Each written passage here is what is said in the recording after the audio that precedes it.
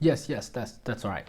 Sam, listen. So diversifying your portfolio is something that you do after you build the first income source and second income source, right? So, you know, if you only have a limited amount of passive income, or if you only have a limited amount of cash flow, there's no point diversifying it, because no matter how you divide your risk, you basically aren't making anything. You gotta make sure that the first source of income is like large enough that it's gonna give you like stable cash flow.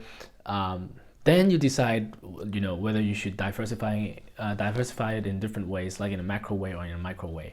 By macro way and micro way, I mean, like, if it's macroscopically, maybe you would like to engage in a different kind of investment. Let's say if you're like trading right now, then you would like to diversify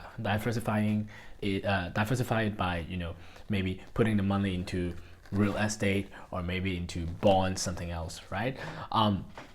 Microscopically, let's say if you're a trader like me, if you're focusing on let's say tech companies, maybe you would want to diversify it by maybe buying a little bit of shares of, let's say, food companies or something else. So this is the way of how you diversify it, right? But then you always have to make sure that your first income source or second income source is like giving you a good cash flow right now. Let's say more than you need every single month as your living expenses or as your daily expenditure, before you try to diversify it.